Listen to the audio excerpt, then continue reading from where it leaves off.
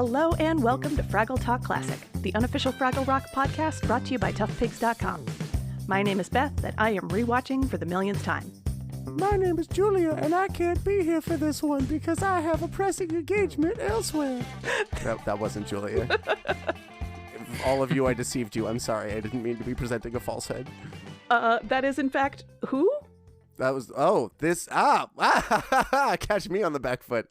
My name is Adam, and instead of watching this for the first time ever, today I decided to watch it for the first oregano ever. Oh, boy. I'm honestly wildly surprised I haven't done that one before, but wait, what's that? This painting on my wall, it's moving. The door that was painted is opening, and two people are coming through. Oh my God, who are these wonderful guests on our podcast? Hello. Oh my goodness, hello and welcome. Ooh. We're ghosts. Where the wall goes. Ooh. Wouldn't it be the worst if we had to be haunting people with each other for all of eternity, Matt? Oh, we're already stuck together in podcast life. We can't be stuck together in the post life. Is that not arguably what podcasts are? Is just sort of voluntary hauntings? Yeah, it's a memory. That. It's an impression of yourself that persists past your own death. That's for sure. Yeah, if your meat body dies, your podcasts live on and people can choose to hear your disembodied voice. Yeah, unfortunately, I wish there was maybe I can build that into my will or something where it's please Sam, delete all files if I die before you. I mean, my will already has delete all of my browsing history. It probably isn't that much bigger of an ask to just have it delete all the rest of my files I'll too. make a Matt AI to talk to me forever. It seems pretty easy these days. Yeah. Yeah. Well, anyway. Oh, that's right. The Commitment guys are with us today. Matthew Gatos and Sam Schultz, thank you so much for joining us. Thanks for having us. Are we supposed to say how often we've seen how many times we've seen this Oh, already? right. I'm watching You for totally the second can if you want time. to. I watch for the second time.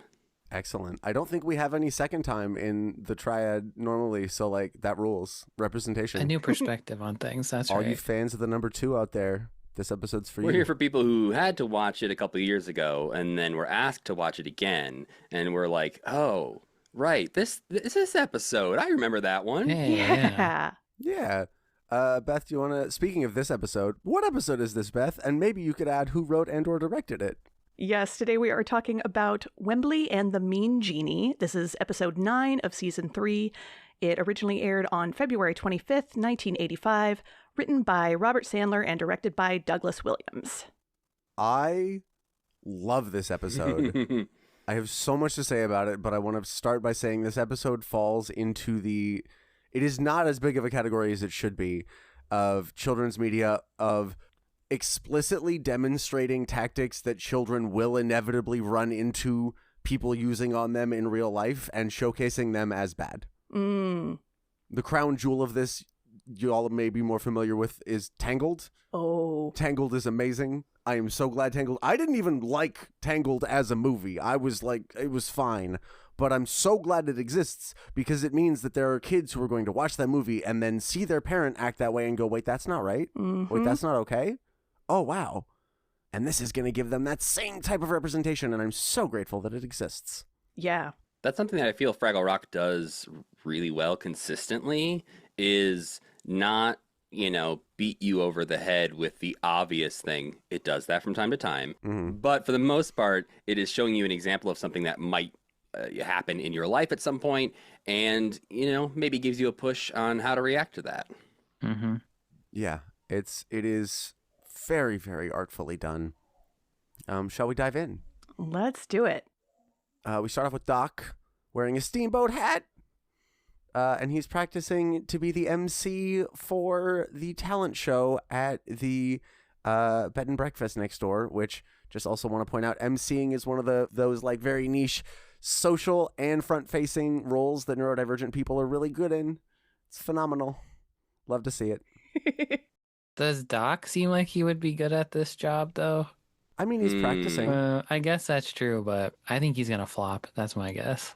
I mean, I think he's going to flop adorably, right? Sure. He's got a lot of corny jokes. And he's got a dog. Everybody will just remember the He's got a dog in dog. the end.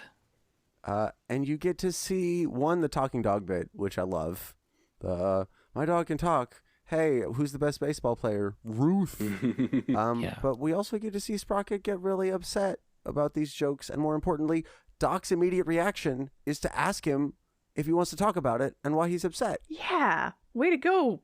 I mean, that's a lot of progress that we've seen from Doc as opposed to beginning of season 1. Yeah, and no guarantee that it'll continue next week. Ah, true. Because sometimes they're just like, yeah, this week Doc is nice and attentive. Next week he's gonna, make Sprocket work in a factory or something for some reason. Yeah. We call that the Stranger Things season 3 effect, and it's maddening. Oof. When Sprocket looks 15 years older. Oh no, I was in season 3. They take the weird cop guy and they just like erase all of his complex thing because they want to make him be Maverick, and he just turns into an absolute. Oh, I forgot about that. Yeah, I don't like it. It's the thing that a lot of reboots do too. Like when they'll make like a new rebooted version of an old series, and they're like, "What's the one thing everyone remembers about that character? That's their only character trait now." The thing I hate is like the I've talked about this a million times, like the Vanessa's a Fembot on the second Austin Powers thing, where they'll have this like really meaningful relationship in the first season or the first movie, and then immediately like their wife will die or something like that, and it's like the adventure that they're going on is just like a day of their lives. They could easily just say, "My wife's not here," and they don't have to, make her head explode. They could just have her like look. As much as I was not a fan of it, that is one of the things that Kingsman 2 did really well. Is you got to see the relationship with him and the princess develop. And I loved that too. that's like yeah. one of the only things I liked about Kingsman 2. But I agree. that part was great. They didn't break her up. You got to see it develop, and like that's Scrubs did that too. They were like, "Hey, we're gonna have our main characters break up and come back together a bunch, but Turk and Carla always together and dealing with the struggles of being together." Kingsman 2 is also weird because it did kill every other character in the thing except for her. Yeah, and then it brought one of them back in a way that completely erased the meaning of it in a maddening way. Anyways, this has been Dunking on Kingsman 2. We're shooting for a spinoff. Tough Pigs is not responding to my emails. But we cut to the Fraggles, and they're looking for weird stuff in a cave, which that's good living. And finding some weird stuff in a cave. Gobo finds a 2-headed broom for cleaning the floor and ceiling of your cave at the same time. Which, did anybody else immediately picture Darth Maul as the most intensely efficient maid you've ever seen? Now there's an idea. Wow. No. It just looked like devil sticks to me. If anyone is old enough to remember devil sticks from the 90s, like that is what that looks like. It's just like Gobo's about to become the most obnoxious person again in Fraggle Rock. He's definitely the hacky sack guy, the slacklining guy. Oh, Hey, Wembley, want a sack today? It's like, The frisbee golf guy. I was just going to hang out by the quad. And Red finds, of all things, a Gorg tooth Oh, yeah. that we never see, but boy, does that raise some questions. Yeah. I mean, the Rock's been here for a while. Well, but again, how did they get into the rock? I think is the question. Like, so there was somehow a Gorg in the rock. Did somebody retrieve the Gorg tooth from the Gorg land and bring it back?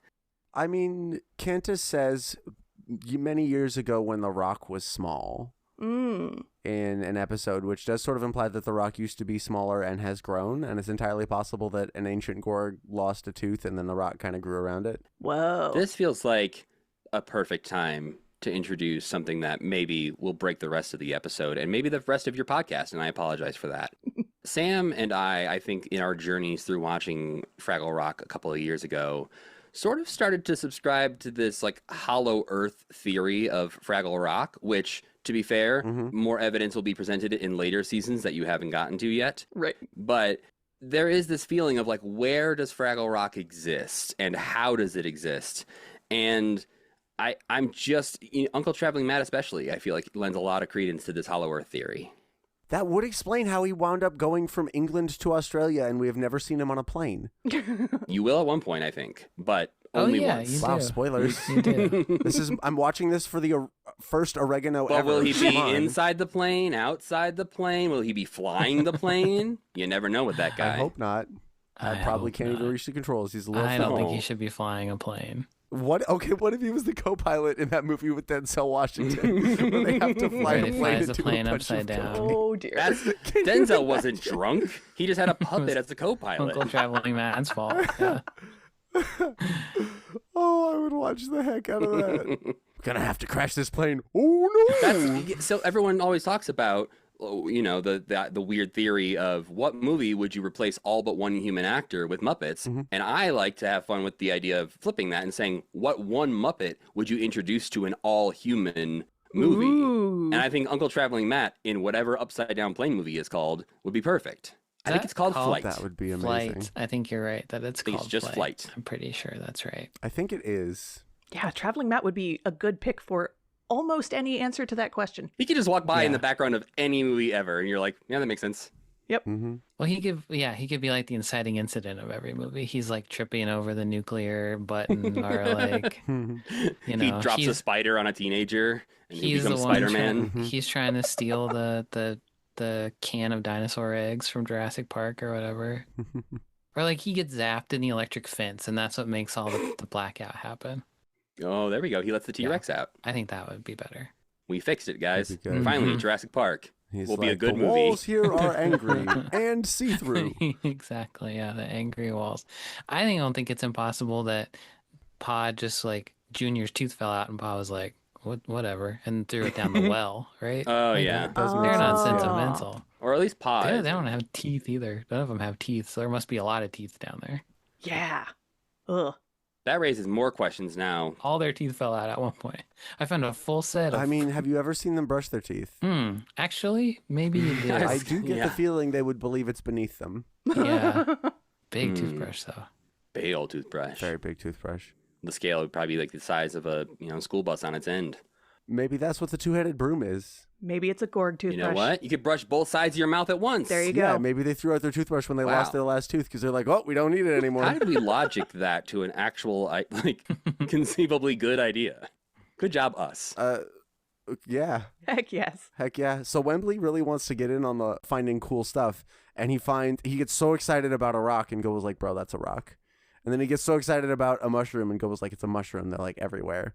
And then he finds a bottle and he's like, is that cool? And Gobo's like, it's like a bottle, dude. And he goes, oh, this is kind of dirty. I should take it home and clean it. And here's the weird part, because it cuts to the bottle being clean. And then he reads the do not rub this bottle. Oh, yeah. He's already rubbing Which he reads it. it backwards first, but then he reads it, and that's when the genie comes out. Interesting. So I think that's actually the trigger. I think this is one of those where, because he's clearly rubbed the whole dang thing clean. I think, one, I'd say if any genie is going to be late to the party, this is probably the genie. Good point. But also, there's some genie lore that, I feel like it's very well established in the world of storytelling that is broken in this episode. So I feel like if you're allowed to break some how many numbers of wishes you get lore, you're also allowed to say, yeah, it's a little delayed in its response, because we didn't want to have a prop that the Fraggle actually had to clean dust off of, and we wanted to cut to clean bottle. But anyways, he says the catchphrase, and out comes psychedelic Guy Fieri. That's redundant. Guy Fieri. Guy Fieri. Oh, huh. Well, Color inverted, Guy Fieri? Ooh. Yeah, negative Guy Fieri. So yes, the genie is played by Richard Hunt. Love to see him back for these incredible one-off characters. Yeah. He's sort of a Wario type character, I would say, too. And Heat Miser, you know Heat Miser? Oh, wow, Yeah. yeah. Heat Miser I look to missed him. a hot Christmas. Yeah, especially when he I haven't thought about draws Heat Miser in ages. he draws that graffiti of himself on the wall. Mm-hmm. Very Heat Miser looking graffiti. True. He really does dress like the whitest ally you've ever seen who finds cultures fascinating and has a trust fund. Who just got back from a trip. He's like, wait till I tell you about it was life-changing. Yeah. It's just so magical over there. It's so different from here. I also wrote, and we can cut this joke if we want to, but he has the gayest fit and the straightest voice. It is very jarring. Yep. And it's fascinating actually because we get this lovely little bit of dialogue. Wembley says, "A Fraggle gets wishes when they let a genie out of a bottle, right?" And the genie says, "Well, yes and no." And Wembley says, "What does that mean?" He says, "Well, used to be yes, now it's no." He doesn't ever actually answer that question as just no. Because the answer is not no. If Wembley asked for his wishes, he would have to give them. He's deliberately being vague here. Right. He doesn't want Wembley to test him immediately. If he's like, cool, I wish for $1 million. He'd be like, damn it. You got me. He sizes him up as the little worm that he is. Yeah. He knows what easily Wembley manipulated is. Wembley Fraggle. Yeah, this guy's stupid. He also just like doesn't talk about wishes until Wembley brings it up. Like, this episode is a masterclass in misdirection. Yeah, he doesn't want you to know things about genies. He is not going to be the first one to tell you what a genie does or does not do. He's going to hope he happened to be, his bottle got rubbed by a guy who's never heard the word genie. I think the first time through I thought this was weird too, but this time through I think it's really odd that they defaulted to something as like generic as a genie when usually they make something else up, and they could have called this guy anything, but it's curious to me that they went with Genie. I mean, I think they wanted to call something that even the viewer would understand is supposed to grant wishes. Otherwise, the twist at the end doesn't work. Yeah, I suppose. Yeah, but I feel like you could say, like, oh, you uncorked the Great Wish Fraggle. And they'd be like, yeah, that makes sense now. Because this is Fraggle Rock and you make all the rules. This guy grants wishes. Yeah. I mean, genies also have a lore of, like, being good with loopholes, although that's a little bit less famous of the lore in general. Yeah, the wish, backfire wish thing, for sure. But yeah, I think like it is that inconsistent sort of thing of the real world eking its way into Fraggle Rock, and when they don't know what a word is, or like I don't know, again, where you guys are at and what you have or have not seen, but like, a piece of technology. Everything up to this point and nothing after. No, that's not the problem. It's the problem that I don't remember anything about 2 years ago. That's fair. Yeah, we've just watched this episode out of context, and it's kind of a weird episode.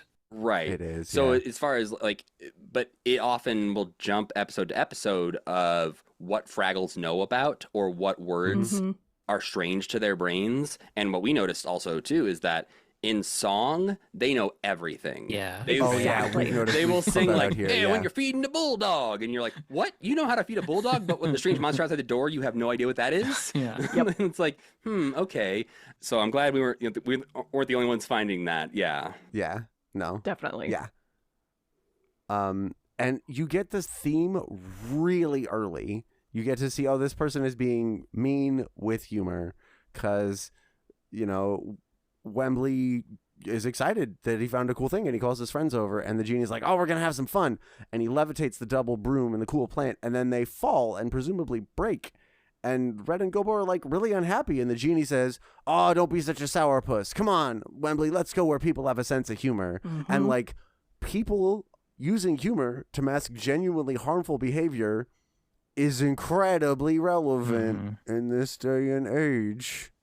I guess it's a little bit less relevant now because they don't need to mask it that much anymore. But like, that's a lot of people will use humor to sneak horrible, horrible things into conversations. Yeah. Or into presidential posts on the internet. Yeah. There you go. And then just use that humor as a defense.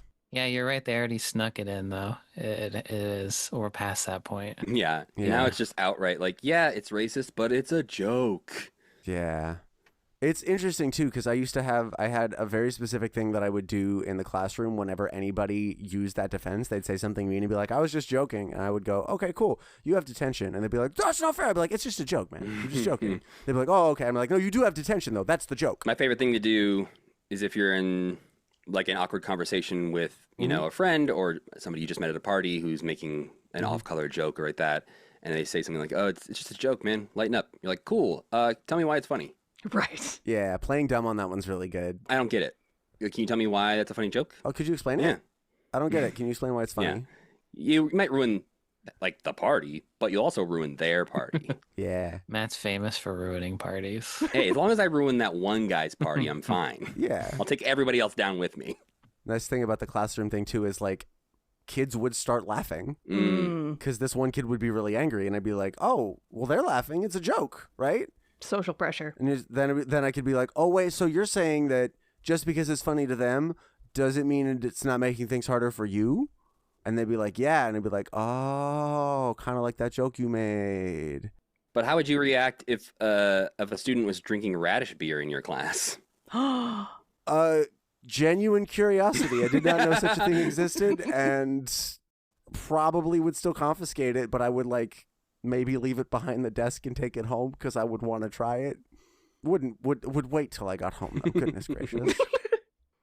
But yeah, on this watch through, obviously we know the Genie's mean. It's in the title.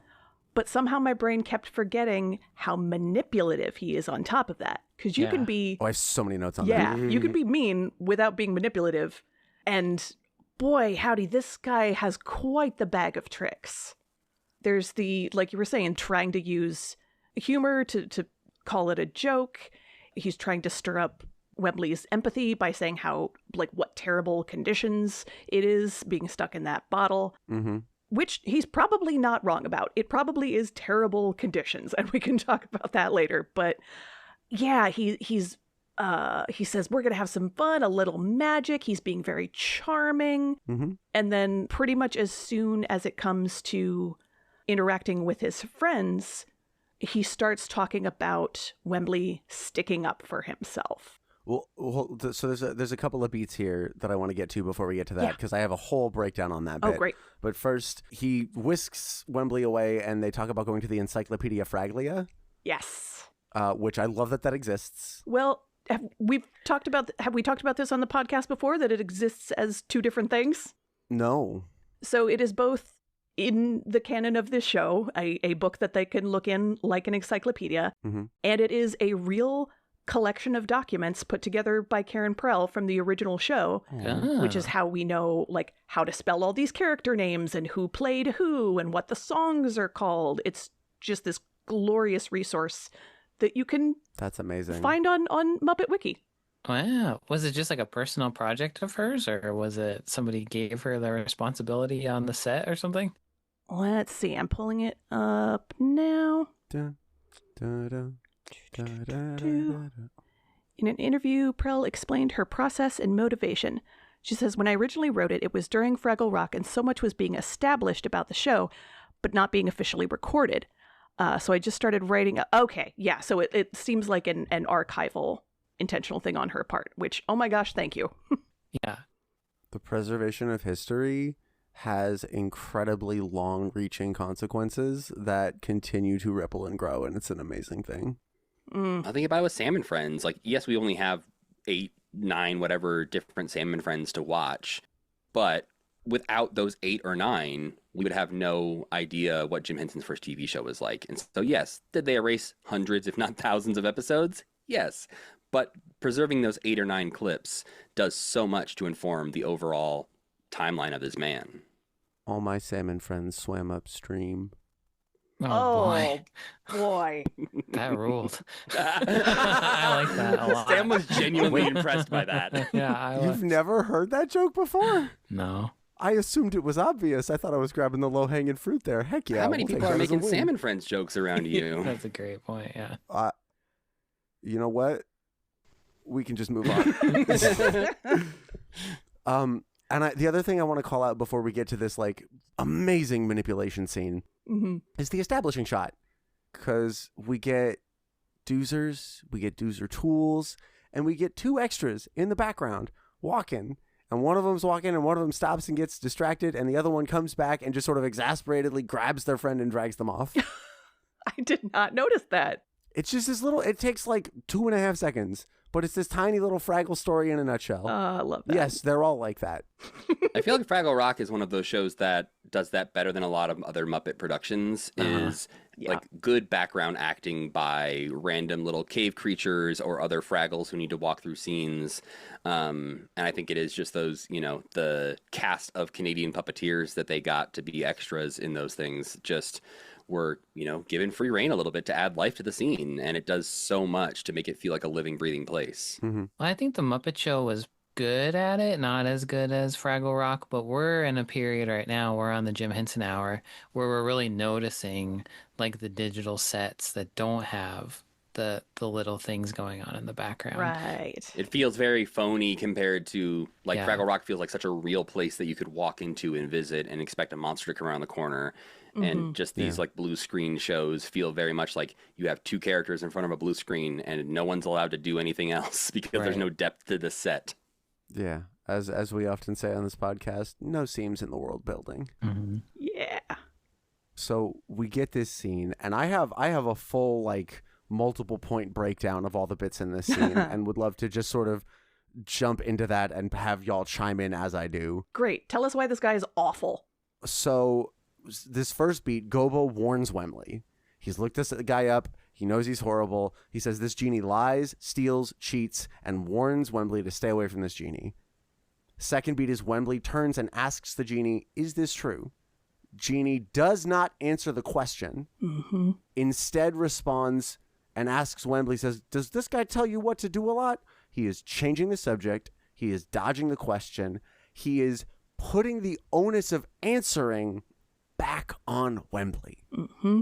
He is basically taking control of the direction of this conversation by answering this question with a question, knowing that Wembley won't be able to not answer it because Wembley is more polite. I do like that their answer to that question, Gobo did go, yeah, I do. Yeah. Yeah. Hey, some self-awareness from Gobo. We Yeah. would not have gotten that from season 1 Gobo. Oh, Gobo is the leader, and he has stepped up to be good in dire situations, kind of like this. And we know that Wembley is a follower, and they're both like, yeah, that's our dynamic. somebody's got to tell Wembley what to do is right. Yeah. There is, well, I mean, it's very hard for Wembley to tell himself what to do, so sometimes he does need the help, doesn't he? Look, who among us has not asked a friend to help us make a decision Right. and or force us to make a decision? I'm a little bit more worried about those other things that they don't want to say out loud when it comes to the things that the mean genie does, when it's like he lies, he cheats, he steals, and other things I That's don't good dare to stuff. mention. Yeah. Like, Yeah. There's not a lot left. Is he murdering people? I mean, he's putting people in, he's brainwashing them and putting them in Devo outfits. So there's that. That's right next to murder on the bad scale. Yeah. Yeah. So it's a little below, actually, I think. The outfits really push it over the edge. Oh God, I have thoughts about those outfits. I won't get it.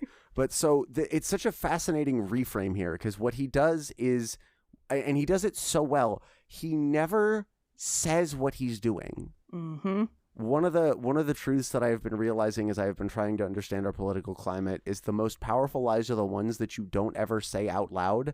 You just talk as though they are true. Mm-hmm.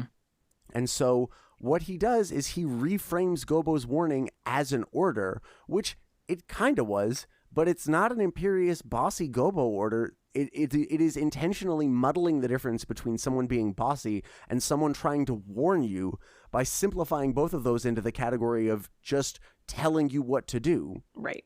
And it also lets the genie then reframe Wembley not following that order as Wembley standing up for himself. Right. He's saying, hey, do this not healthy thing, and I'm framing that as you taking a positive step in bettering yourself. Yeah. Here's your deepest insecurity used against you in order to isolate you from your support network. Mm-hmm. Horrifying. Yeah. Masterclass. Absolute masterclass. And it keeps going, because then Gobo tries to reinforce his point. He tries to back it up with evidence and say, well, the genie stole my postcard. And the genie, again, does not deny this. He just says, well, did you see me take it? Mm-hmm. And then Gobo proves this. He says, well, I did not see you, but when the genie left, the postcard was gone. To which the genie responds, well, we don't have to stand here for these wild accusations, which is still avoiding actually responding to this logical proof. This is every crappy edgelord getting really, really condescending when they can't actually poke holes in your argument to try to deflect from the fact that they can't poke holes in your argument. You say edgelord, I say, people who are having to go before Congress and lay out what... I mean, you see it there too. Yeah, that's what this goes so much higher than 4chan these days. Yeah. I mean, Oh, God. there's some crossover there, unfortunately. Oh, that's where it's Oh yeah, I forgot. You've stumbled into Adam's other special interest, and we don't need to go down this rabbit hole. Yeah, I forgot 4chan.com was the transportation secretary now, so forgot about that. Oh, God. I mean, that's where Gamergate, incubated. And then when they finally kicked him off, it went to 8chan. And anyways, that's part of the reason Maxine Waters is one of my heroes, because she just would interrupt these people and start going, reclaiming my time, reclaiming my time. Yes. Nope, I have 5 minutes, and he's not giving me the answers, so I'm reclaiming my time. So then, and this is the last amazing. Oh, sorry. There's 2 more beats in this. I know I'm talking a lot in this point. I can get quieter for the next bits, but this is like I mentioned, one of my special interests. The genie gives Wembley a command that includes and implies the action. He doesn't say, "Hey, Wembley, make up your mind. Do you want to go with Gobo, or do you want to come with me?" He says, "Come on, say goodbye already," which is implying that Wembley's already going to go with him. He never says, "Wembley, you're coming with me." He says, "Come on, say goodbye already." Wow. I didn't. Yeah, that one's more subtle. It's super subtle, but it's super important. And then, to add insult to injury, he goes ahead and makes an in-group that includes him and Wembley and excludes Gobo. He says, "We got to stick together. We're both green." Oh, right. Yeah. Right. So we're getting in-group, out-group, and it just so happens that this in-group includes Wembley and exclude Wembley's friends. Oh. Well, and you can see I feel like sometimes you see how natural this comes to him. And I think that's one of those moments where he can tell his arguments maybe aren't quite getting there. And so he needs that little extra push. And so he sort of looks around yeah, and we're both green. Yeah. Yeah. And it just gives that extra little come on, dude, I know I can get you. I just have to try a little bit harder than I want to. So, I don't know. We're green. Mm-hmm. The only thing I thought in that part was, is Wembley green? We've had this discussion, I think, of He's kind of yellow. especially next to the mean genie, you're like, maybe he's yellow. I mean, I feel like he's at least a greenish yellow. Yeah. He's like tennis ball color. Yeah, he's maybe. perfectly Yeah, between mean genie and red Fraggle. So he's definitely yellow-green. Chartreuse. I see, but I feel like if you put Wembley next to a lemon, you'd be Right. like, "Oh, he's Yes. green." Exactly. But if you put him next to a lime, maybe not. You'd be like, "Oh, he's kind of green, but kind of yellow." Oh God. Okay, fans, can somebody put just a picture of Wembley between a lemon and a lime? That special Wembley edition of a Sprite can. Oh, they should do that. I already Google searched it. It doesn't exist. Boo. So Yeah, we have to make it. Yeah. Be the change you want to see in the world, Sam. Come on. I think Beth Chartreuse is a perfect answer to the ultimate question Great. here. I'll be entirely honest. I thought chartreuse was like a shade of purple. It's because people keep mixing it up with puce. People think puce is the yellow-green one because they think of puke, but puce is actually the purplish-pink one. Oh, I think they should change those I around. thought puce was beige. Aw. Oh. Wait, Dang it. are you colorblind? No. All right, then we have a problem. Just deeply misinformed. Yeah. I can see all the numbers on the polka dot sheet. Now I want somehow Chartreuse Ugh. to exist. That sounds like It's the a worst it's a Pokemon. terrible word. Chartreuse. Chartreuse. Oh, God. Chartreuse, use your acid attack. Chartreuse. Blah. I'm picturing Charmander and Ditto had a baby, and that's Chartreuse. I was picturing some kind of elegant but disgusting looking cat. Ooh. Like right. an alley cat that's having a really bad time but can still move like lightning. All right, I forgot Chartreuse was my favorite character in Cats. Yes. Oh, yes. Just the dirty one that they all just kind of avoid. Yes, Sharpuse, the stinky Chartreuse, boy. not again. It still just says his name like a Pokemon. Tries to have a song, Chartreuse, Chartreuse, and they all just drag him off. The second piece of requested fan art. You've got Wembley between a lemon and a lime, and then whatever you think Chartreuse looks like. Perfect. There is this moment when, so right before he reads the postcard, we get not just the confirmation that he stole it because he pulls it, out of his little scarf or whatever, but right before that he says, "Imagine your friend Gobo accusing me of stealing his Uncle Traveling Matt's postcard." But Gobo never said, "My Uncle Traveling Matt's postcard." He just said, "My postcard." Oh, wow. Mm-hmm. That's very good. Even before that, he starts rewriting the history of what happened with flattery built in. He says, "You were great the way you stood up to Gobo and told him just what you thought. You even came to my defense." Yeah. Right, which I feel like telling Wembley he's doing a good job is like the ultimate like get Wembley on your side. Yeah. If he's like, oh wow, no one ever tells me I'm doing a good job. Well, and the insidious bit of that is like he's tying that compliment into the reframe. So if you want to say, well, that's not what happened, you're also inherently rejecting the compliment. Ooh, dang. You see this a lot with white supremacists. So much. I wish that wasn't as relevant as it is. I mean, maybe more people should have watched Fraggle Rock. I mean, And should continue to watch Fraggle Rock Back to the Rock because bingo. they are good at still covering these things and connecting them to even, more timely examples. Yeah. Can't wait to get there. So they just happen to find this postcard, and the genie reads it. And there's another fun little note. The genie has been making fun of Gobo by getting his name wrong, calling him Gooby and Goofy and all that. He gets his name right when he's reading the letter because it's written in front of him, and there's no way that he could have plausible deniability for getting it wrong. Yeah, and Matt is in a zoo thinking that the silly creatures are the ones behind bars. His reaction to the postcard is a lot kinder than a lot of the other characters' reactions to the postcards. I like it when they read a Traveling Matt postcard and they're like, that was awful. Genie doesn't even maybe comment on it at all. But maybe that's because he knows it's terrible and he is inflicting this upon the world by reading it out loud. Yeah, could be. But also, Matt is, along with Dave Goals, is clearly on the side of the elephant in this zoo. So they had to figure out some way to put Dave Goals on the animal side of a zoo wall and not have him be trampled by an elephant. I mean, I don't think they would place Dave Goals in tremendous danger. I don't think you see people on other side of bars and Matt Puppet and elephants all in one shot. I mean, my memory of it is that you do, but that could just be conflating They're also the shots. really good at evoking that image by splicing things really carefully in the editing. We've gone over a couple of times they've done this before where it's like, oh, that doesn't actually ever all happen in one shot, but it feels like it does. Yes, that's Fraggle Rock especially is so good at making you forget their puppets. Yeah. Mm-hmm. Yeah.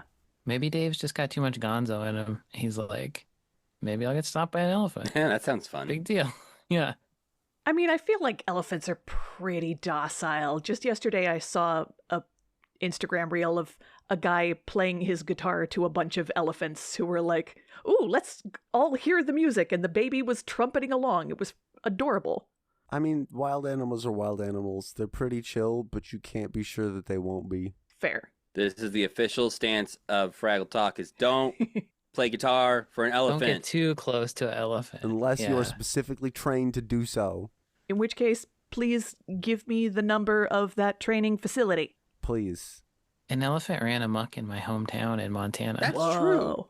Not that long ago, actually. No, just like last year. Yeah, it broke out from a circus that was in town. From the circus, Hell yeah, and good for ran that down the street. elephant. It was awesome. That was the general. Yeah, I think a lot of people in town were like, "Yeah, he can just stay here if he wants to." Well, Oh, I love that. And we get this great puppetry trick with a full body Matt puppet up against the bars and the legs moving like he's running in air. I thought he was kind of creepy. I thought that was a little creepy. He was so gangly and like, I don't know. That's a lot of trouble to go through. Did you see Matt and interpret him as not someone who would gangle? I guess. Yeah, I guess. He seems I like just a don't think about gangler his to legs me. that often. I don't think about how high his socks are pulled up too often, but the answer is pretty high. Oh, yeah, cargo shorts and knee-high socks every day. Cool guy. Coolest guy in middle school. Do you guys like the Matt postcards, or what's your stance on them? I like what they do. I like the intentional reframing of things that you see every day as like, oh, what would this look like for someone who never saw it? How would they misinterpret it? And the understanding of like misunderstandings on very deep cultural levels are actually a lot more common than you thought, and they don't have to be harmful. I don't know. I'm not always interested in them, but I like what they do. Yeah. Sometimes he's literally harmed, but I understand what you're saying. Or like committing a crime, or Right. Or just being hateful like, somehow. A lot of crime. Yeah. Or pulling twins. Yes, that's right. Or, sometimes he is like just saying, hey, fishing boats exist. And you're like, cool. what did we get from that? Or like Nets. The one about Nets, I That's remember. the same one I'm thinking yes, of. The one where it's like it's a bunch of Oh, there's a holes. boat. It has a thing with holes in it. It's like, Matt. good day. Well, okay, hold on. No, I got to answer, and Beth hasn't gotten to answer yet, and I want to hear her thoughts on that. No, I agree. I always love seeing Traveling Matt as a character, but the scenes don't necessarily always give as much oomph to the lesson of the episode as they necessarily could. Yeah. I think Back to the Rock has done a good job with that, but I've really enjoyed seeing, like you were saying, the things that we are used to in silly creature life being framed as unique, or Matt framing it as something that they see all the time in Fraggle Rock, but out here they do it a little different. Mm-hmm. I think they're just, for me, one of the parts that can so easily sort of out this as a TV show and not a whimsical world in which you are thrown, because sometimes it's very clear that like, the writer maybe was handed that one and had to make it fit the storyline that they currently wanted to write, versus, you know, oh wow, that one worked perfectly. Clearly they had a hand in helping craft this. And, you know, sometimes you feel like even the Fraggles themselves are like, well, I guess we have to read one of these now, so here we go. It definitely is. Sometimes you're like, wow, Matt is also struggling with this deep and complex social issue, and sometimes it's like, oh, that also had boats in it, just like the rest of the episode. We can really learn something from that. Yeah, sometimes the lesson they take, you're like, I don't think that's what he was trying to teach you. He actually tried to help you, and you're like, whatever he was trying to say. I mean, but kids be like that, though. That's true. Yeah. Yeah, I guess how old do you think the Fraggles are? That's a great question. Yes. Correct. So there's this, speaking of, so they finish reading the postcard, and Wembley says, did you steal this? And the genie says, no, I just borrowed it on a permanent basis. He reframes something unacceptable as something that is acceptable, but with caveats, and then immediately pivots. So, and you see this in bloody Congress on a regular basis. There is the people who are saying, hey, this is going to go bad if you do this. Hey, this is going to be a problem. And the people being like, no, this is going to be fine. And then when inevitably it's a problem, the people who said this is going to be a problem are like, yo, this is clearly a problem. And the other group is like, well, there's nothing we can do about it now. And it's like, actually, there is. We can go back and you can acknowledge that you were wrong and we were right. And that means that we should be the ones who get to make more decisions and people should listen to us. But they keep not doing it. I also find it interesting that he says on a permanent basis and then immediately throws it away. Yep.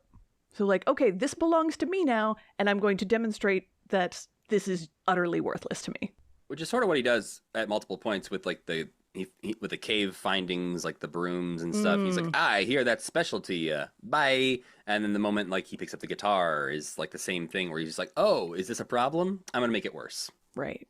He is really good at destroying things that are special to people, and I had not clocked that as a pattern, but yeah. It's like the moment he learns that it is special. Right. Is when he's like, ooh, I must have it and I must destroy it. And they do be like that. Genies. Oh man, I'm having a reaction to noting that pattern. Wow. I'm sorry I broke your brain. No. Oh, it's not a brain reaction. This is a heart reaction. I'm having some feelings. Yeah, this is a tough episode in a lot of ways. One delightful little thing that I noticed when we get a little scene with Boober, and as the genie and Wembley are talking, you can hear Dave Goles in the background just singing a little doing, doing, doing, doing song. Tiny little doing noises in the background. That's very cute. It does raise the question of whose sheets are those? Fraggles have beds sometimes. Yeah. Have we seen one? Yeah. We've seen them. We've seen Gobo and Wembley. And Wembley in Did they their have beds. sheets? Moki has a bed. Moki has a bed. Red has a hammock. I think Red has a blanket. I feel like they were just sleeping on rocks. I think some of them are sleeping on one of these. There's a rich Fraggle somewhere with some sheets. Like, who's the creepo one? He's the one who wears socks probably too. Yeah, I'll bet Convincing John has sheets. Oh yeah. That's who's wearing all the socks Boober is washing. Have you? Oh, okay, I won't spoil it because I can't remember how many Convincing Johns you've seen by now. Only 2. You get some interesting looks at his life. I don't think they've eventually. seen an Yeah. interesting convincing John yet. I think you'll see something that will make no, you we think got- he doesn't have sheets. Fair. There is one line that genuinely got me because the genie goes, "Why's that guy giving out ghosts?" And I was just that tickled me pink. Well, yeah, and I think there's not enough Boober in this episode because the Boober that we do get is so good, calling out his potential trust issues based on the current scenario he's going through. I have that line too. He says, this kind of thing is very harmful to my health, not to mention the psychological effect around trust. Right? Like, thank you. He said it. Also, you all did get to see Tank Top convincing John already. That was Yes. season 2. Okay. Yeah, we saw, So convincing John suddenly be a Wembler, and how weird that is. Yeah. Yeah. That doesn't look like a man who has sheets. That looks like a man who sleeps on his sofa every night to That me. looks like a man who only has a bottom sheet, Yeah.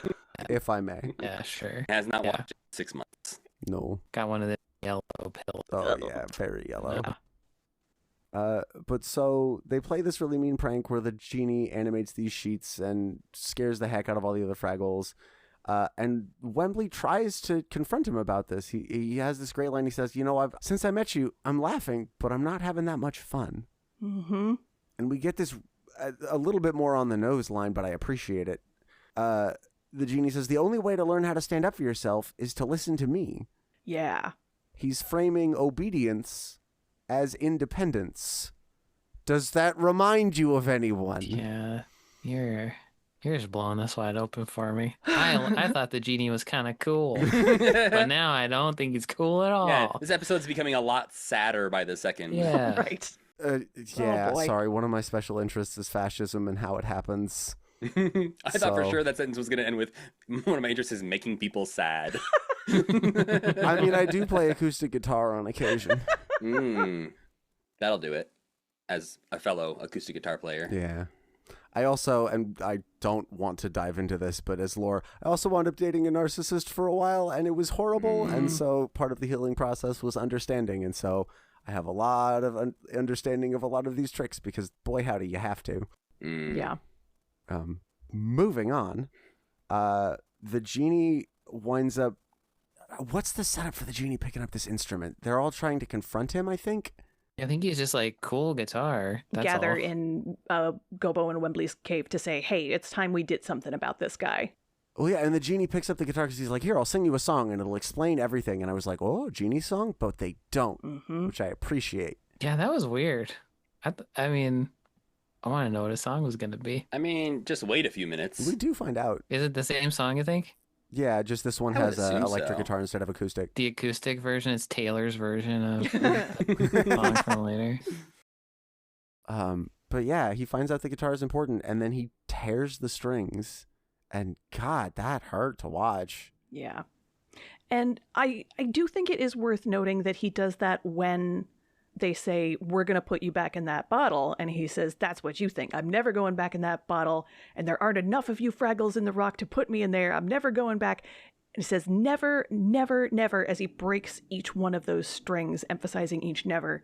And like, again, the genie's not wrong about that being a bad situation that he does not want to go back to. Mm-hmm. Yeah, there's a part later where Wembley doesn't, well, we'll talk about it in a second, where Wembley doesn't want to put him in the bottle. And he's like, then I'll have to think about how I buried him forever. Yeah. And I did put myself in his shoes and be like, that would be really screwed up to just always be like, that genie's still alive and he'll be alive forever. And I've doomed him to this. We can discuss that when we get to it. I have thoughts as well. Are you Team Barry forever? It is more complicated than that. I am team, you will not always have the resources to reach an ideal solution, and so it's better to spend your resources defending the vulnerable. Okay. I'm Team, he's a genie, he's fine. Okay. I can get behind both of those. Yeah, the Boober has this great line after the genie leaves. And he says, I don't want to blame you, but it is your fault. Poor guy. He's in a hard situation It's here. rough. Yeah. And so Wembley goes to confront the genie, and they make a plan. And the genie's drinking radish beer, which, wild that they would confirm that alcohol canonically exists in the Fraggle universe. The one and only time it's mentioned. And they have such a hard stance on it too. They're like, you can't drink that crap. Bad for you. But who is drinking it? Right. We established a couple things. One, Wembley immediately knows what it is and that it's bad. Mm-hmm. And two, it doesn't seem like something the Genie just made for himself out of thin air. Right. It existed in Fraggle Rock previously, at least enough for Wembley to know about it. So someone's drinking at some time in Fraggle Rock. World's oldest Fraggle has my vote. Oh, absolutely. Yeah. All those guys in the poobah thing. Yeah, the little Masons. We haven't gotten there yet. A beer. Mm. Oh, okay. That's coming up soon. But so they have a really good trick, actually, and they play on the Genie's ego. Wembley says, well, you're so great. I bet you're so strong. I bet you can't lift that rock. And Genie lifts the rock. Wembley, what's the second thing? Is like spelling or something. Oh, yeah, I bet you can't say Genie backwards. Yeah. And then he said, oh, yeah, well, you can do something really impressive, like jump through my fingers. And he holds his fingers hiding the bottle around there. And the Genie shrinks himself down and jumps right in the bottle. And then they pop the cork in and the Genie's trapped. End of episode, right? End of episode. Problem solved. Yeah. All's well that ends I well. appreciate that there's more episode, but I do want to continue to reiterate, if you're dealing with someone like this, ego is in fact the best way to manipulate them, even though they are also using other people's egos to manipulate them. It just works. I don't want to get too deep into it. The thing that I've been thinking about so much is like the projection from that side. That is so like, how do you not look in a mirror and see that like everything, I mean, I guess it's part of the point of it, but like everything that they've accused the other side of doing for so long is literally 100% exactly the thing. Oh, yeah. That they do. And how is that psychology is so mysterious to me. I have an answer. Okay. Part of that is they know. They full on know, and they don't care. Right. It works, and they go, oh, Yeah. that worked. Part of that is just standard Darvo crap, which, y'all know Darvo? Remind us what it stands for, because I always get it slightly wrong. Deny. Oh, god dang it. Now I'm going to have to double check that. I know the D stands for deny. Who can look it up faster? Deny, attack, reverse, victim, and offender. There you go. Oh, okay. Yeah. And that's been like classic doctrine for decades, if not centuries, of like, it's not me, it's you, because it is an intentionally muddying the waters tactic.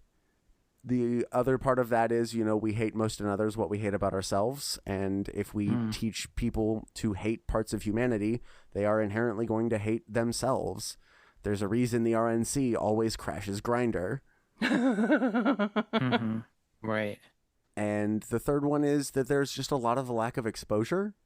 There are a lot of people who they will justify it as, well, okay, there will always be exceptions, and the exceptions are it's fine for mine. I don't know if y'all have read that thread about how pro-life women get abortions. Right. Yep. They just justify it to themselves as, well, it's okay because it's mine, and then they're horrible to everyone at the Planned Parenthood while they do it. Yeah. Right. And that part, I think, is just like a lack of development in terms of understanding that the world exists and other people are just like you. Yeah. Okay. Which is part of why they also don't want emotional literacy in schools. So it's the sad answer, but it's a good one. Yeah, But you totally. gotta understand it. Gotta understand it. Very important. But yeah. Then the Genie starts crying. What could be real tears and could be crocodile tears. And yeah, like Sam said, there's this moment of Wembley being like, do I really want to live with this on my conscience? Mm-hmm. Just thinking about him on his deathbed, being like, that guy's still in there. Mm-hmm. That'd be scary to know. Yeah. Be your last act. Let him out. And, Yeah. Not my problem. Sure. I guess that's true. Well, I mean, and that's the thing, like, we get a sort of a deus ex machina in this scenario. We don't always get those in real life. Mm-hmm. And, like, society has, since the dawn of time, struggled with, well, what do you do when there's people who want to hurt other people? Like, how you deal with that? Mm-hmm. And restorative justice is great, but it only works if everybody wants to participate. Right. Yeah. Yeah, and this guy does not seem like he's gonna want to participate in a repair process anytime soon. Mm-hmm. He basically, so Wembley sets the Genie free, and do we want to touch on the Doc and Sprocket scene before we get back into? We might as well. It's very brief. They just... Sprocket is expressing his displeasure with the dumb dog joke, the poster, the script, basically the whole thing. And Doc is like, I'm not giving in to these demands, and they just stare at each other. Yeah. Yeah, there's times where I have questioned whether or not we need Doc and Sprocket in this television program. Because sometimes their storyline is so separate from what's happening that I feel like it's a detour and slows down the plot that I actually care about. And sometimes they are literally just like a 5-second cutaway to be like, not now, Sprocket. And it like goes back to Fraggle Rock. Right. Like, that doesn't feel necessary. Or there's episodes where they'll have one at the beginning and one at the very end, and they expect you to remember at all what was happening 22 minutes ago. That was a common problem I ran into writing the recaps, where I'd be like, why? Yeah, I wish they would sometimes have just made the call of like, you know what, this week, the Fraggle story is important enough. Doc's on vacation. I think it hits the same frustration that I have as the traveling Matt postcard, and this would be cool. I don't think we need it every episode. Right. But also consistency is important for kids, so It like really stands out, the ones where they're trying super desperately to make it tie into the rest of the episode. Right. So maybe if they were just like, this one can be wacky, and Doc just hits his thumb with a hammer or something like that and is not learning a lesson, that maybe would be okay sometimes too.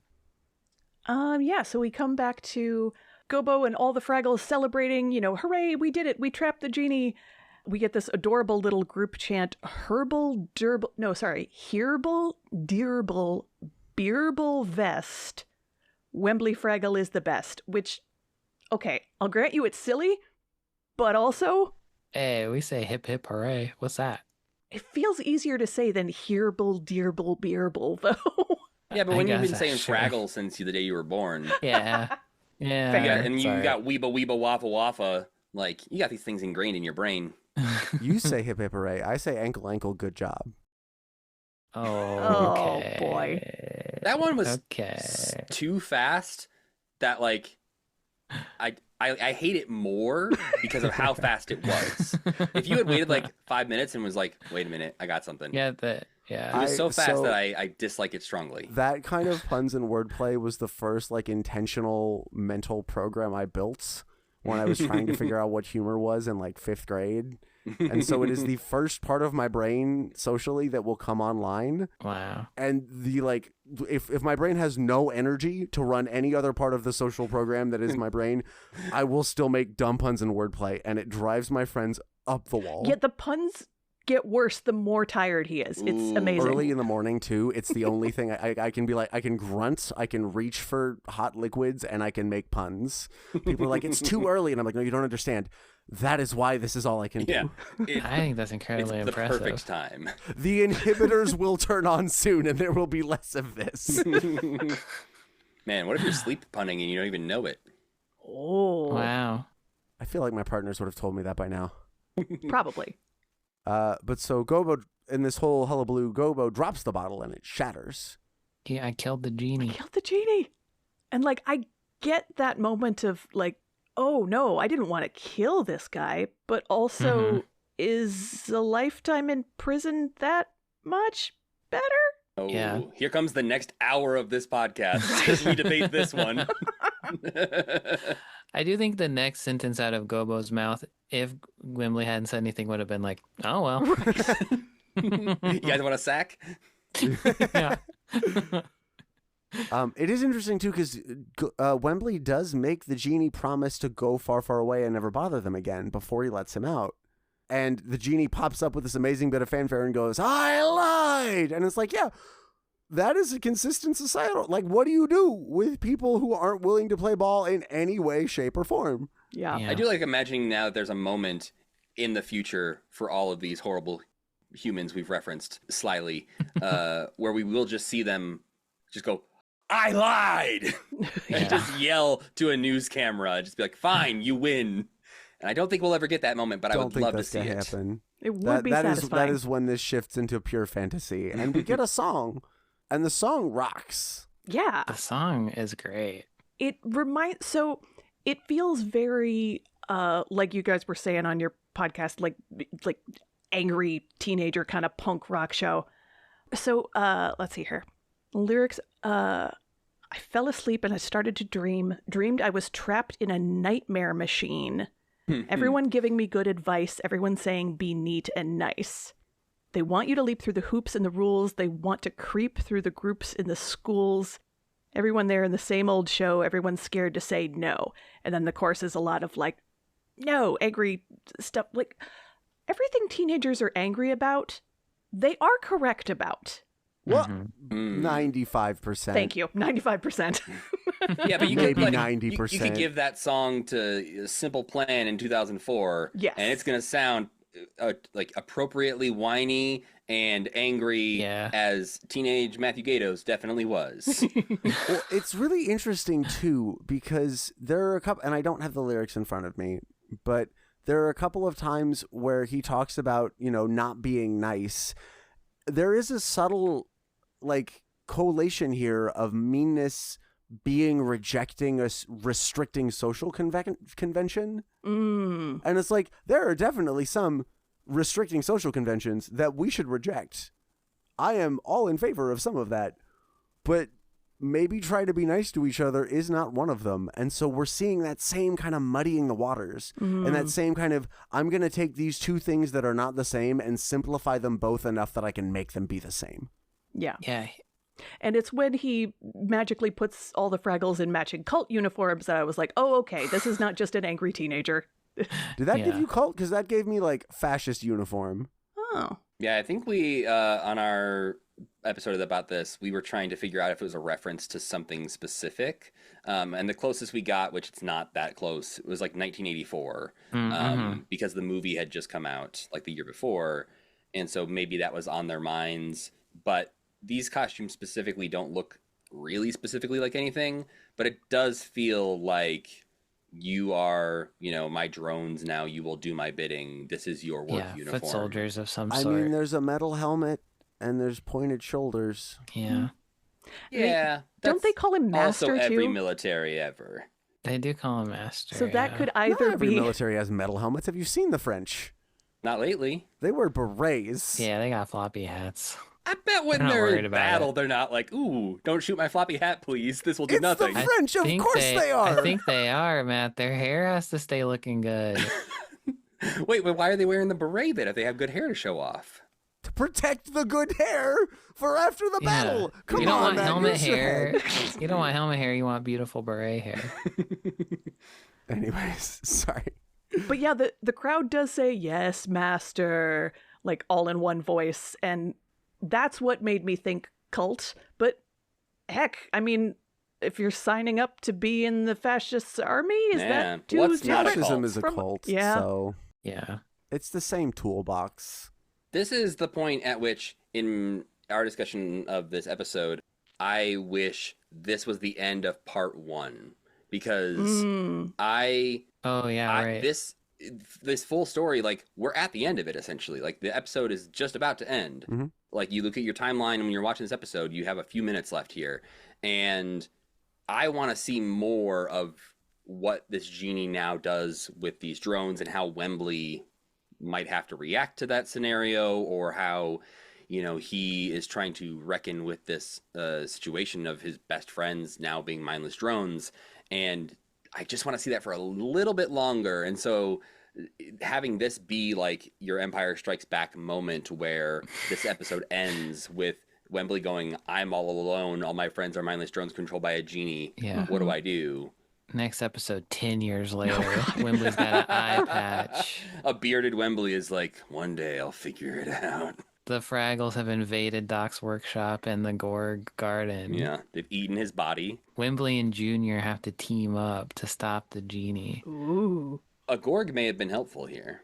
He could have just squashed him, I think, yeah. He's a teeny... That's a little Genie, also. And compared to a Gorg... He can change his size, though. That's established. Oh, yeah, you're right. He gets really big. And fly through smashes it. walls That's and- true. Yeah, he uses a surprisingly little amount of genie powers. He mostly is hey, we can walk through walls and make some ghosts. He does levitation. Yeah, but he could have broken that guitar. He could have exploded it into 1,000 pieces. Yeah. It makes me think that maybe magic is something that he doesn't want to use right away, because why else would he spend the entire episode slowly, gradually manipulating Wembley to like try and get him on his side and keep him on his side, when with a zap of his fingers, he can make everyone instantly obey his every command. Mm-hmm. I mean, it does seem like Wembley has some kind of immunity to this, being the one who let him out. Or the genie has some kind of softness towards him. Or he thinks he's not even a threat, so he's not even bothering. I'm on the side him. of it's because he let him out, because obviously the wish is, he is the master of the genie, even if he doesn't realize it. But the genie knows this, but he doesn't let on that, he can't cast a spell on Wembley. I do want to come back to that thing you said about how you wanted this to be the end of part one. Mm-hmm. One of the things, and it hasn't happened often, but it's happened enough that I've noticed the pattern, is Fraggle Rock will do a brilliant job representing a genuinely complicated real world problem in a way that's simple enough for kids to understand it, and then just kind of have a Deus Ex Machina ending. Mm-hmm. And it's like, on the one hand, yeah, you've done some fantastic job representing the problem here, but on the other hand, we have solutions for some of these problems, and you can show that too. Yeah, there's I won't get too specific because, again, I don't remember what you've watched and not watched, but there are episodes where they will just tell you the moral outright at the end of the episode, and you're like, I don't think that was really what you taught us this episode, right, but good try trying to convince me that what you've taught me. Mm-hmm. But there's also downright, there's some episodes where the lesson everyone learns and tries to pass on to the kids, I think is the wrong lesson, where, a character... There's an episode where Boober, I feel like, is being mistreated by all of his friends and is rightfully upset and angry about that throughout the whole episode. And the end of the episode is, hey, calm down. Right. Don't be so reactive. Yeah, we've seen that one. And I was just like, that's not what the lesson I expected to be learning from this episode, where everyone is messing with Boober's stuff. Right. Yeah, we have in fact seen that episode.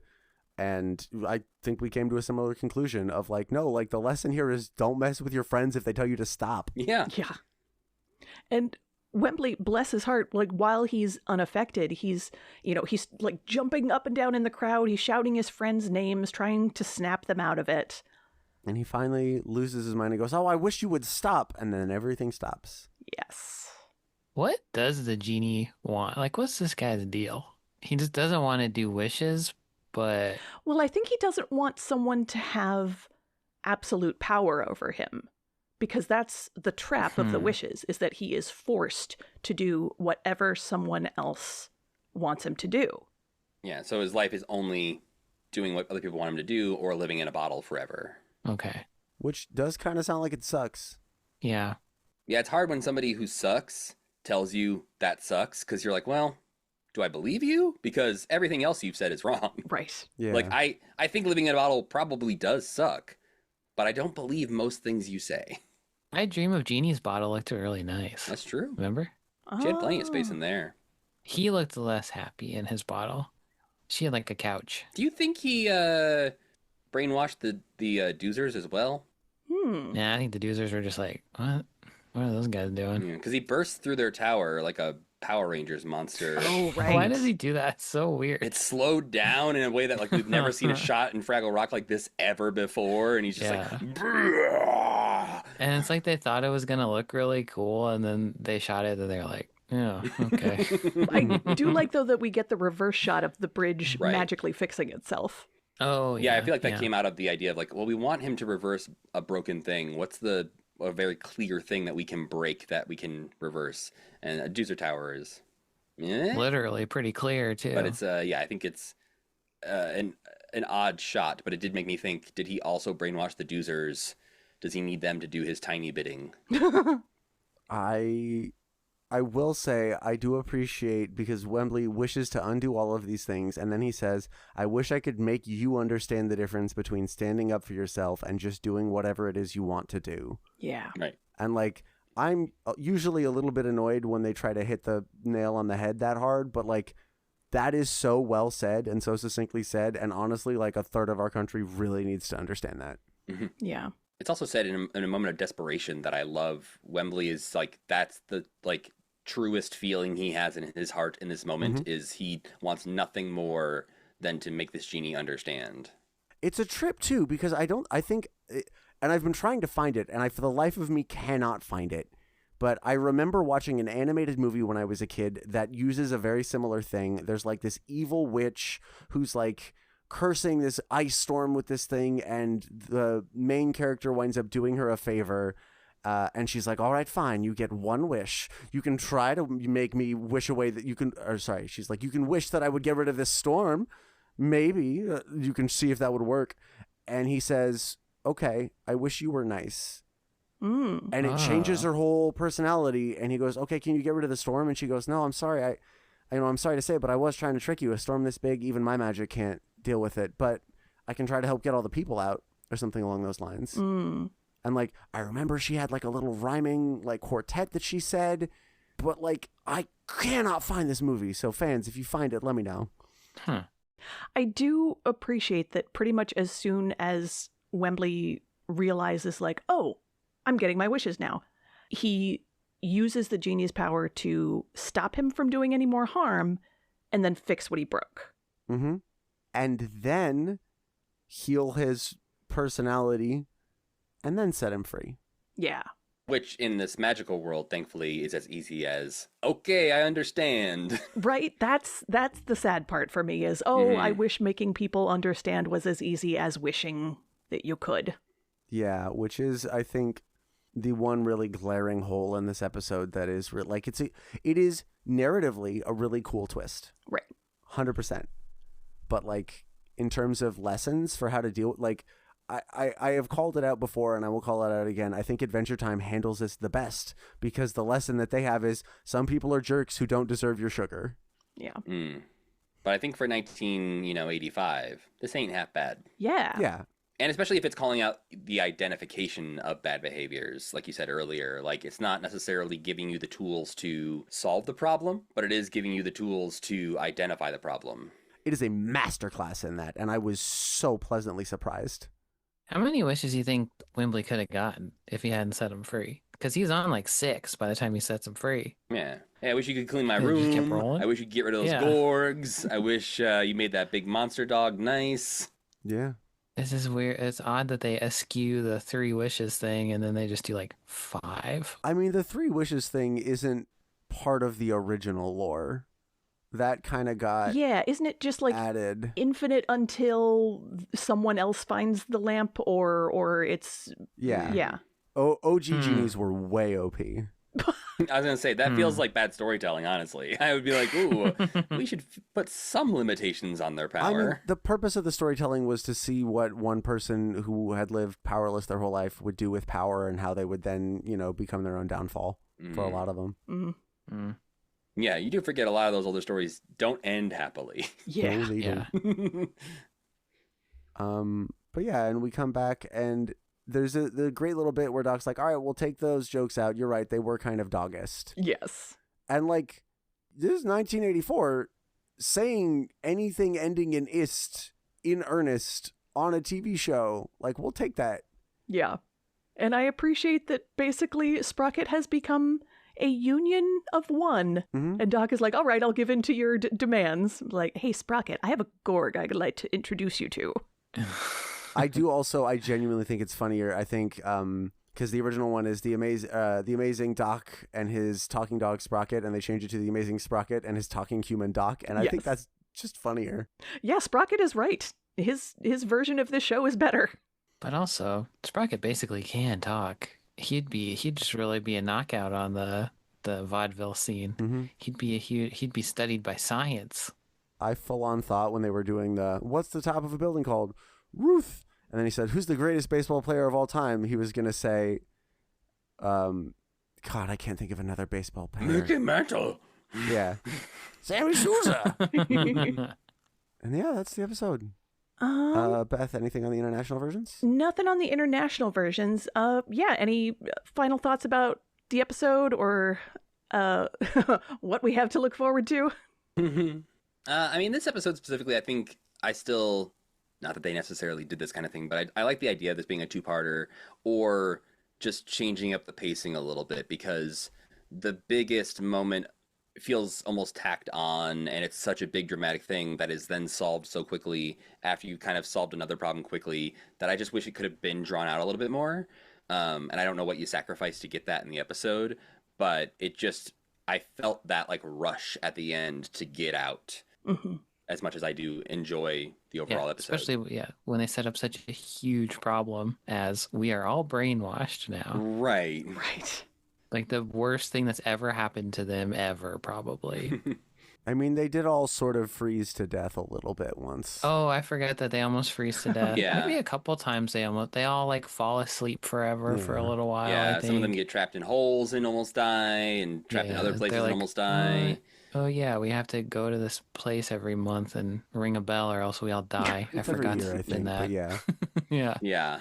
I think this episode's like 10,000 times smarter than I thought it was after hearing you guys' breakdown of it. I'm like, oh, yeah. Oh, yay. That's right. I think when we listened to it, when we watched it, we were just like, that guy sucks. Yeah, our review of the episode was like, wow, what a jerk. Moving on. He does suck. But we also usually talked about 3 episodes at a time, so we didn't have a lot of time to dive into the deep inner workings of the Genie. And then when it gets to the part where he's drinking a beer, I was probably like, oh, hell yeah. Yeah. No, I think we probably talked a lot more about the idea of a Fraggle speakeasy than we did about the, inner monologue of a Genie. Yeah. Yeah. So, and I think when we watched this one also, we were like, that was such a weird episode. Like, it is kind of a standout one. I don't know, just like the idea of a Genie, totally, it just like comes out of nowhere. Even compared, like I said, like their mythology is usually so made up, even if it's just like draped over something real. It's usually in universe. Yeah, when we watched this one, we were just like, well, I guess there's genies now. Why not? There's Wander McMooch, so why can't there be genies? Yeah. But yeah, and it's also one of the only ones where there is, and I think Sujith talked about this, like where there is like a bad guy, or I've read this at least before, like there's not usually a villain that's so clear cut. Yeah. And when it is, it's like Wander McMooch or this guy who shows up one time and is the meanest guy that they ever meet for one episode.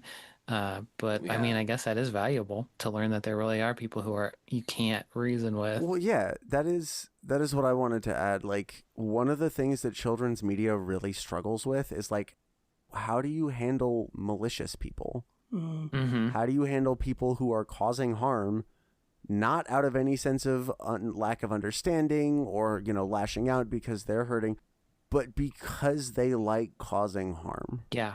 Because they see a person who's not hurting and want that person to be hurting. Because they are very real. And children understand this on an deeply inimical level, and anyone who doesn't think they do doesn't remember what it's like to be a kid. Yeah, totally. You asked about what you have to expect. Fraggle Rock equals good is essentially it just keeps getting better and better. We even the worst episodes of Fraggle Rock that we talked about, we liked better than a lot of other things that we've watched, and it is one of those that I wouldn't say either one of us were necessarily like really looking forward to Fraggle Rock when we started our whole commitment journey. And Sam had never seen hardly any of it. I had seen maybe a dozen episodes, and when I was much younger and can't remember what I watched and what I didn't watch. So I think we were afraid it was going to be a little bit of a baby show and not for us, and we were going to have to sort of get through it. We didn't know what a real baby show was. Yeah, we eventually started watching Muppet Babies, and right. our life has never been the same. But Fraggle Rock was such a delightful surprise to discover just how meaningful the episodes are, how much they are trying to make the viewer a better person. Yeah, just something that teaches emotional intelligence is so, I don't know, it's so rare. Maybe not really. Maybe I'm just imagining that. I mean, but it's certainly it's rare. Rarer in the 80s. Yeah. It is. There's a lot more of it coming out these days. We are, I firmly believe in a golden age of children's television, but like even then doing it well, very, very difficult. Yeah, I think that's something that's hard to remember in the way we plow through the timeline of Muppet things is what were the contemporaries, like what else was on as an alternative to this for kids. Yeah. And we talk about this when are you gonna watch Sesame Street or are you gonna watch G.I. Joe? Like what is your kid learning by switching the channel? And I think this is one of those where those of us who watched it as a kid were changed for the better, but didn't even know it was happening to us. Right. And I think that's like the perfect way to do that kind of thing.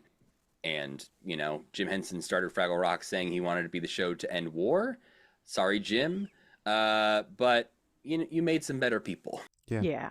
Yeah, I think we had a lot of fun making fun of that show to end war thing, but totally like only lately have I started thinking about how such a long game that is. It's like it's not going to happen tomorrow, but hopefully a handful of people will remember what they learned on Fraggle Rock when they're 60 and do the right thing. I mean, he had the right idea. Like, if you want to end war, like the reason we wear seatbelts is because children were so on their parents about wearing seatbelts, because that generation of children got the messaging that seatbelts will save your life if your car crashes.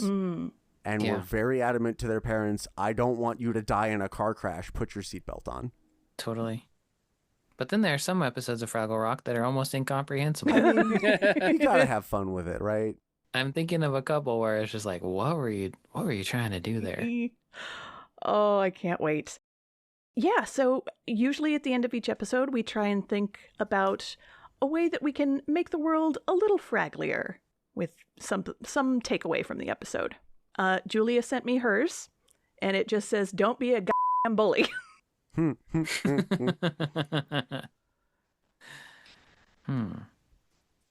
Matt, you go first. I can only think of a joke one. Do it. We do those all the time. Don't rub bottles that you don't know what's in them. Don't just go rubbing bottles. Don't just go Yeah, that's a rubbing good one. bottles. That was actually the Yeah. original lyrics to that song. Don't go rubbing bottles. But they changed For it. sure, I thought Christina That's what I Aguilera was was about going to to come say. out of your I'm mouth. a genie in a bottle. Leave my bottle alone. Leave me alone. I'm reading. It's actually kind of cool in here. I don't mind. I guess mine is like stay away from new wave musicians who try to dress you like Devo. It's not good. Bad news. If somebody was wrong and they immediately changed the subject, don't trust that person. Dang, y'all took all the good ones. Get weird with it. Weirder. Even weirder. Maybe there is a way to clean your ceiling and the floor at the same time. Excellent. I bet you got 2 brooms and some duct tape. You can make that happen. If not now, I will. Mm-hmm. Oh, Matthew and Sam, thank you so much for joining us today. Thank you for being here. Where can people find you and your work? Commitment.com is a nice little hub for everything, but if you look up Commitment on all the podcast places, you'll find us. We're almost 200 episodes into our Commitment journey, and we are in 1989. Wow. Having started all the way back in 1955. Wow. Yeah, it's intense. Yeah, and it's we raced through things in the early days, but we're savoring some things now. We really didn't understand the concept of our own podcast when we first started, and we sort of learned how to make it as we went along. And it was going to take us like 10 times longer than we thought it was going to. Yeah, that's the thing. If you listen to early episodes of Commitment from 2021, you'll hear us say things like, oh yeah, in a few years when we're discussing the Muppets Mayhem and things like that. And now 4 years later, we're in 1989. So, we're not quite caught up as much as we thought we would be, because turns out Jim Henson and the Muppets have done a lot of things. And when you say in your podcast that you are going to watch everything Jim Henson and the Muppets ever did, that means you have to watch 103 episodes of Muppet Babies. You don't have to, and we shouldn't have, but that was your decision. Well, I make the schedule, Sam. Yeah. You can find me at Beth Anna Cook on social media. That's Anna with 2 N's, and occasionally writing stuff for Tough Pigs. You can find me on the corner outside your local Denny's, standing on a soapbox, ranting and raving about Darvo. Don't throw change at me. Stop throwing coins at me. Dollar bills only. Dollar bills only. Our Denny's went out of business, so I'm going to miss you. Yeah, I'm sorry about that. They really, I was driving away customers. All right, that is going to be it for this one. Reminder to check out toughpigs.com. Give us a good review on your podcatcher of choice, and we will see you next time. Don't forget to dance your cares away. Down at Fraggle Talk. Wow. Fraggle Talk Classic is brought to you by toughpigs.com. Fraggle Talk art by Dave Hulteen Jr. The Fraggle Rock mark and logo, characters, and elements are trademarks of the Jim Henson Company. All rights reserved. Fraggle Rock theme song, written by Philip Balsam and Dennis Lee, is used with permission. Special thanks to the Jim Henson Company and the entire Fraggle Rock family. For more from Tough Pigs, follow us on Instagram, Blue Sky, and Facebook, and make sure to check out our Discord server, TeePublic merch store, and Patreon. Fraggle Talk Classic is produced and edited by me, Beth Cook. Thank you to Joe Hennis, the Tough Pigs Muppet Fan Podcast executive producer. Thanks for listening, and we'll see you next time, down at Fraggle Talk.